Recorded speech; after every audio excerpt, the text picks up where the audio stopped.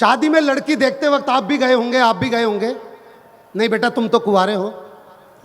तो जब जाते हैं तो क्या हुआ होता है, मैं बतलाना चाहता हूं कि मेरे साथ क्या हुआ था। जुड़ने की कोशिश कीजिएगा सर। कि हम अपने पिताजी के अपने पिताजी अपने पिताजी अपने अपने अपने पिताजी अपने पिताजी अपने पिताजी अपने पिताजी इसलिए कह रहा हूं क्योंकि हमारे देश में एनडी तिवारी जैसे लोग भी बहुत हैं। कि हम अपने देश में, कि हम अपने पिताजी के साथ अपने लिए बहू देखने गए थे। फोटो में तो जच गई थी, अब हूँ बहू देखने गए थे। तो लड़की वालों के घर पहुंचा तो देखा गजब नजारा था। और यह नजारा आपके घर का भी हो सकता है भाई साहब। कि लड़की वालों के घर पहुंचा तो देखा गजब नजारा था। सास सज धज के खड़ी थी मेरी और ससुरा झाड़ू लगा रहा था। बहुत बढ़िया, वाह। क्या बात, ताली वाली नहीं बजा रहे? आपके घर का किस्सा सुना रहा हूं मैं। और ससुरा झाड़ू लगा रहा था और घर में सास की चलती थी।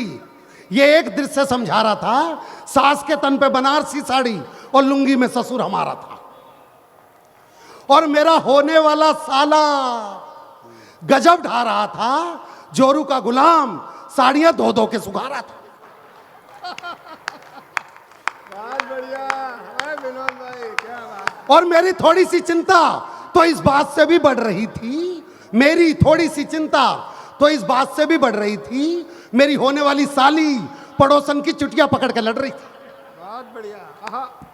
ससुर ने अंदर बुलाया, सोफे पे बिठाया और जैसे ही हम सोफे पे बैठे मुंह से निकला उई। उठ के देखा तो सोफे पे गड़ी हुई थी सुई। ससुर शर्माते हुए बोला, वो मैंने तेरी सास की साड़ी में फॉल लगाया था। ससुर शर्माते हुए बोला, वो मैंने तेरी सास की साड़ी में फॉल लगाया था। जल्दबाजी में इस सुई को उल्टा मैंने गड़ाया था।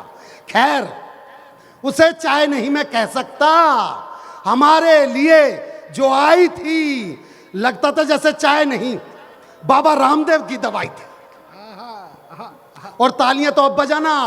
और चाय के साथ जो बिस्कुट आए थे, चाय के साथ जो बिस्कुट आए थे लगता गलती से परोस दिए, कुत्तों के लिए मंगवाए थे।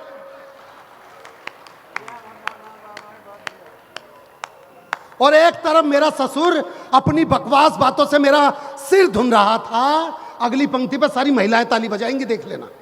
एक तरफ तो मेरा ससुर अपनी बकवास बातों से मेरा सिर धुन रहा था, बगल में खड़ा लड़की का जीजा स्वेटर बुन रहा था। ससुर ने तभी बेटी आ जाओ कहकर आवाज जो लगाई, 2.5 हाथ का घूंघट करके वो लड़की पिराई। मैं बोला, जी मैं लड़की से अकेले में बात करना। मैं बोला, जी मैं लड़की से अकेले में बात करना चाहता हूं। अच्छा, लड़की के बाप का काम क्या होता है? ये मेरी दुकान है, ये मेरा मकान है, यहां से इतने पैसे आते हैं। पर मेरे ससुर ने बतला दिया कि शादी के बाद मेरी जगह कहां होनी थी, और हो सकता है आप में से भी कईयों की जगह वही हो।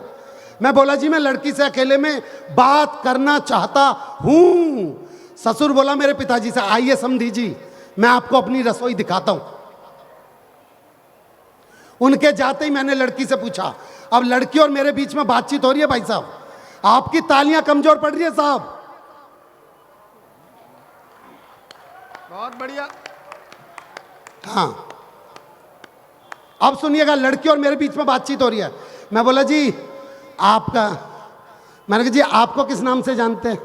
मैंने बोला, जी बंदे को विनोद पाल के नाम से पहचानते हैं। बोली, बेटे जिस तरह से तू तुक से तुक मिला रहा है, मुझको तो सबरस बुरसानी का कोई रिश्तेदार नजर आ रहा है। फिर मैंने पूछा, मैं कहा जी आपका क्या है घर का नाम? तो भाई साहब उसने बोलने लगी, मेरा घर का नाम है लूसी। मैं बोला, जी आपको नहीं लगता कि आपका नाम जानवरों से मिलता जुलता है? बोली, बेटे मेरा तो नाम है, तेरा तो हुलिया भी मिलता है। मैंने अपने आप को संभाला, अगला प्रश्न उठ क्यों डाला? मैंने पूछा कहां तक पढ़ी हो ये तो बता दीजिए। बोले, जितने आप पढ़ चुके उसमें से 12 क्लास घटा दीजिए। क्या बात है, वाह। मैं बोला, इंग्लिश में कर लेती हो संवाद? संवाद मतलब बातें। मैं बोला, इंग्लिश में कर लेती हो संवाद? बोली, इंग्लिश वो तो देसी पीने के बाद।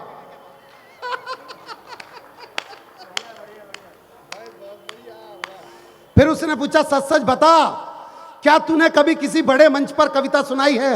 अब मन सुनिएगा भाई साहब, कविता का दीदी सुनिएगा, मंच मुफत जी सुनिएगा। वो बोली सच सच बता, क्या तूने कभी किसी बड़े मंच पर कविता सुनाई है? और ये भी बता कि तेरी कविताओं से कितनी कमाई है? मैं बोला है पागल लड़की, मैं बोला है पागल लड़की, क्या तेरी समझ में नहीं आता है? आजकल एक कवि का घर एक कविता नहीं, एक चुटकुला चलाता है।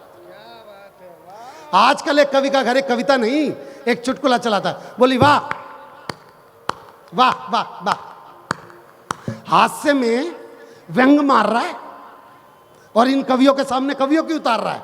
फिर तो उसकी इच्छाओं की शुरू हुई बरसात और कुछ ही देर में पता चल गई हमको अपनी औकात। बोली नेता का रिश्तेदार नहीं, तू करता भ्रष्टाचार नहीं, तू पास तेरे कार नहीं है, ढंग का कारोबार नहीं है, कंप्यूटर पे अकाउंट नहीं है, जेबों में अमाउंट नहीं है, कपड़ों में स्टाइल नहीं है, कंपनी का मोबाइल नहीं है, HP का लैपटॉप नहीं है, तेरे संग स्कोप नहीं है।